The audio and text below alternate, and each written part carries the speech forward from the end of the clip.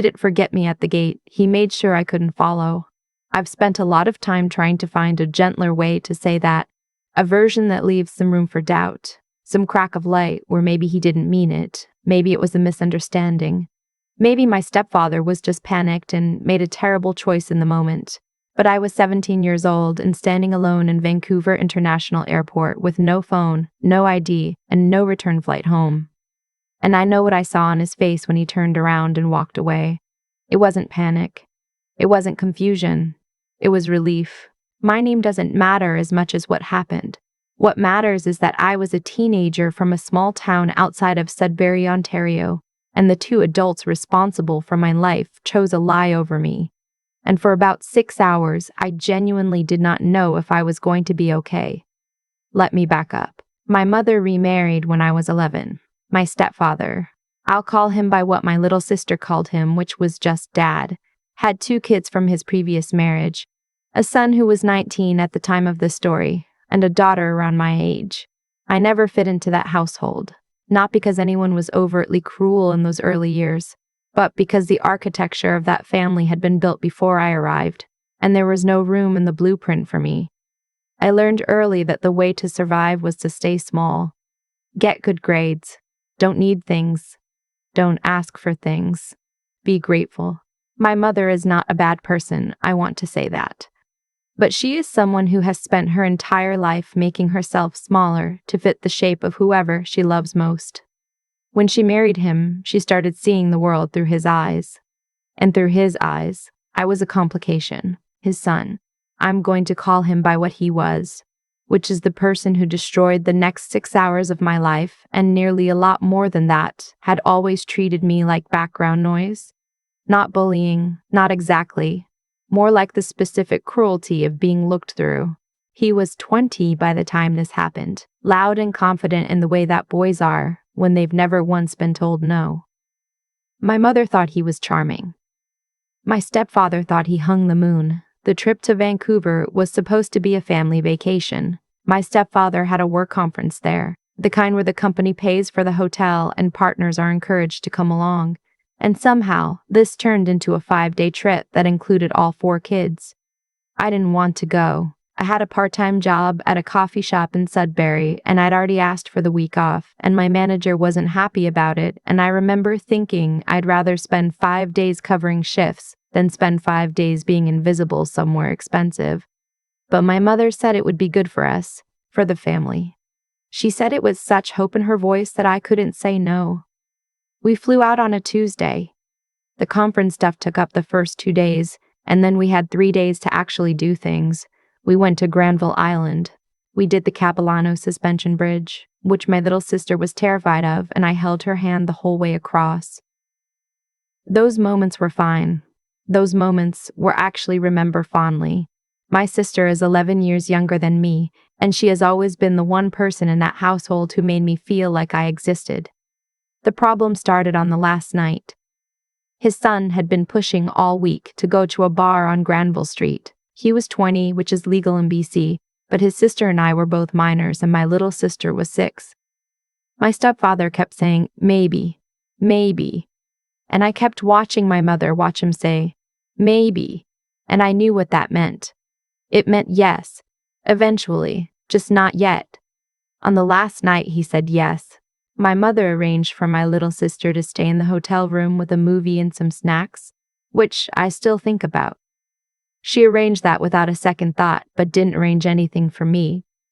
I only know what I know because of what came later. At the time, I assumed we were just going for dinner, and his son happened to want to go somewhere with a bar. I didn't know the plan was for me to have 1 drink and then be sent back to the hotel alone while the rest of them stayed out. His son bought me a drink I didn't ask for. I didn't finish it. I sat at that table for about 40 minutes while he and his sister and my stepfather talked and laughed, and my mother smiled and laughed a little too, the way she does when she's performing at Belonging. And then my stepfather said I should probably head back and check on my little sister. And I said okay, because I always said okay. And his son handed me a $20 bill for a cab, and that was that. I walked back to the hotel. I wasn't upset. I was used to it. What I didn't know was that while I was walking back, his son was telling my stepfather something. I don't know exactly how he framed it. I've had to piece it together from what came after, from the things airport staff told me, from one conversation with my mother 8 months later where she finally admitted what she'd been told. He told my stepfather that I had been talking to a man at the bar, an older man, that I had given him our hotel room number, that he'd overheard me say something about letting him in once everyone was asleep. None of that happened. None of it.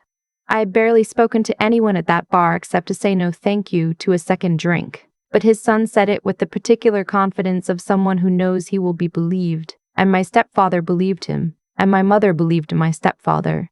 And by the time they got back to the hotel, my stepfather had already decided what kind of girl I was. I was asleep when they came back. I woke up to my stepfather standing in the doorway of the room I was sharing with my little sister, and the look on his face was one I had never seen before. Not anger exactly. Disgust. He told me to pack my bag because I was going home tomorrow morning, early, on a different flight. I said I didn't understand. He said I knew exactly what I'd done. I said I hadn't done anything. He walked out. My mother came in 20 minutes later. She sat on the edge of my bed and I could see she had been crying. And I thought that meant she was on my side.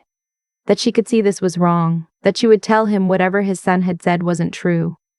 Instead, she told me I had embarrassed the family. She said it quietly. She couldn't look at me. I stopped trying to defend myself after that. The flight the next morning was at 6:45. My stepfather had apparently booked a separate ticket on a different airline for me, earlier in the week. I have no idea when. And I've never been fully sure if this was planned in advance or booked the night before in a panic. It doesn't matter.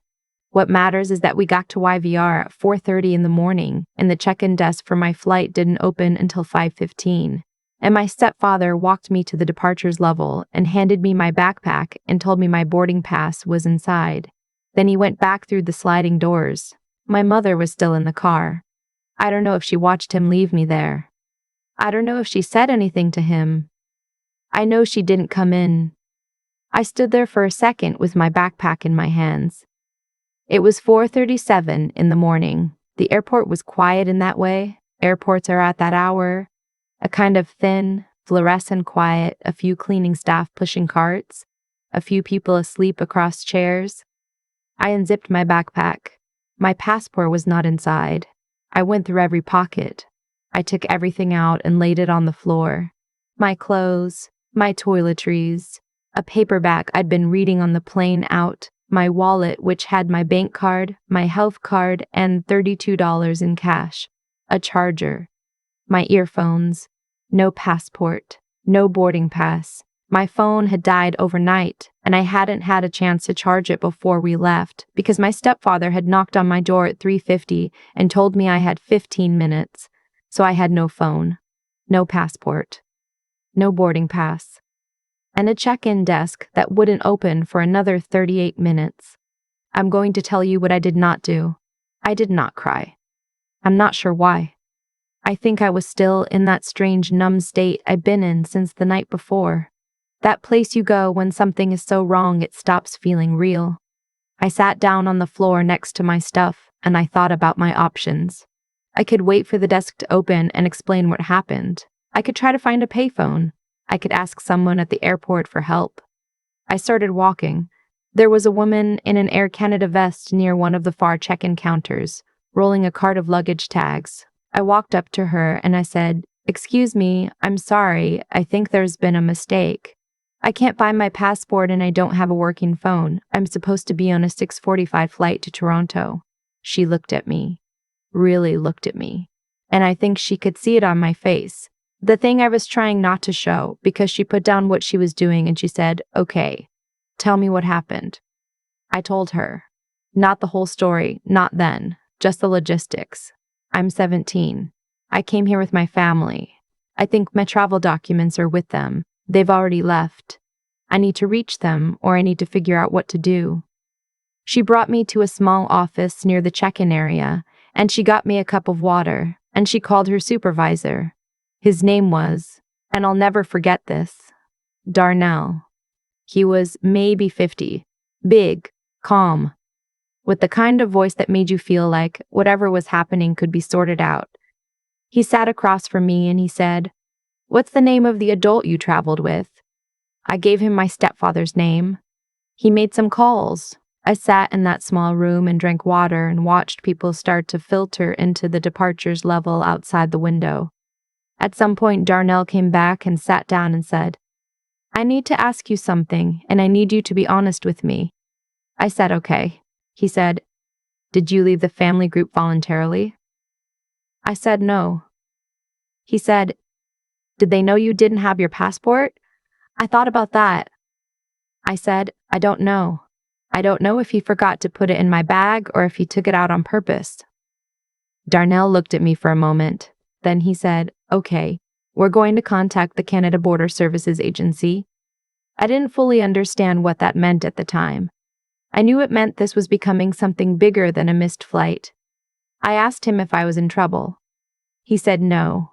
He said they just needed to understand what happened because I was a minor, traveling alone without documents, and there was no legal guardian present. What happened next took about 2 hours.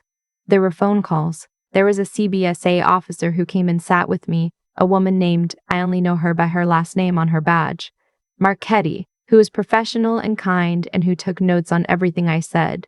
At one point, she stepped out and came back and told me they had reached my stepfather. She told me this very carefully. She said he had initially told them that I had been given my passport and that I must have lost it. She said he had then told them I had been behaving erratically and that he had been concerned about my mental state. She said CBSA had requested that he return to the airport. He did not return to the airport. Instead, he called a lawyer. I know this because Marchetti told me, still very carefully, that the situation was being escalated and that my mother had now been reached as well. My mother called the airport directly. I was allowed to speak to her briefly. She sounded frightened, not of what had happened to me, but of what was happening to them. She kept saying it was a misunderstanding. She kept saying she didn't know the passport wasn't in my bag. And maybe that's true. I have never been fully certain whether she knew. I've been fully certain about my stepfather for a long time. But my mother is a more complicated question that I'm still working through. By the time everything was sorted out, it was almost 11 in the morning. CBSA had located my passport. It had been found in my stepfather's laptop bag, which he claimed was a mistake. I do not believe it was a mistake. Neither did Marchetti, I think, though she was careful not to say so to me directly. What she did say, sitting across from me in that small room, was this: "You're going to be okay. We're getting you on an afternoon flight back to Toronto. Is there someone there who can meet you?" I called my aunt from the airport phone. She's my father's sister, and she and my mother have never been close, which meant she had been entirely outside of everything that had happened. I told her I needed her to pick me up from Pearson. She said she'd be there. She didn't ask many questions, which was exactly what I needed in that moment. I want to talk about what happened on the flight home, because there were about 4 hours in that seat where I finally stopped being numb and started being angry. I wasn't angry at my stepfather, not yet. Anger at him felt too large and too complicated. I was angry at myself. First, the way you are when you've let something go on too long. I had spent 6 years making myself small in that house. 6 years of okay, fine, I don't mind, whatever you need. And this was where it had gotten me. Alone in an airport at 17 with someone else holding my passport. Then I stopped being angry at myself because I was 17 and I had done nothing wrong. My aunt met me at Pearson. She took one look at my face and pulled me into a hug and didn't say anything for a long moment. Then she said, "You're staying with me for a while." I said, "Okay." I didn't go back to my stepfather's house for 6 weeks. My aunt had called a family friend who knew about these things. And that family friend made some calls. And within a week, there was a social worker involved, a man from the Children's Aid Society who met with me twice and was gentle and thorough and took everything I said seriously. My stepfather was not charged with anything. I want to be honest about that because I know it's not the ending people want. There wasn't enough to press a charge of abandonment.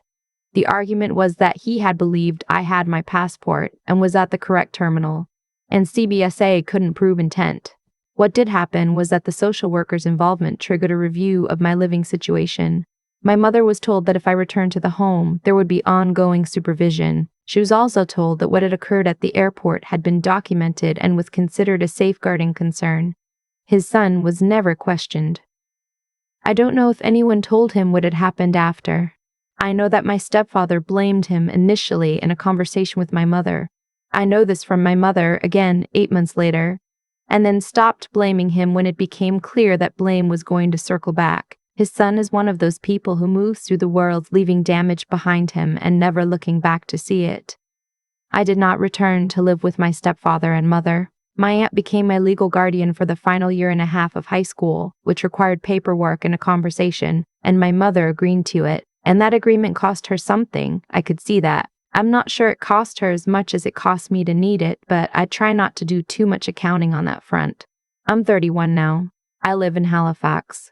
I have a good job, a small apartment with too many plants, and a cat who has the same energy as a very opinionated middle manager. I talk to my mother occasionally. We are not close in the way I always wanted us to be, but we are something, which is more than I expected for a long time. I don't talk to my stepfather. I think about the woman in the Air Canada vest sometimes.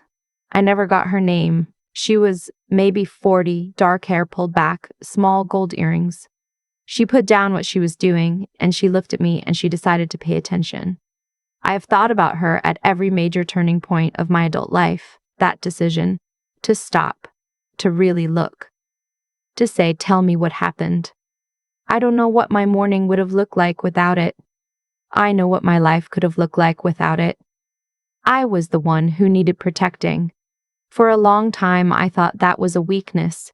Now I know that needing protection, especially when you're 17 and alone in an airport with someone else's hands on your passport, is not weakness at all.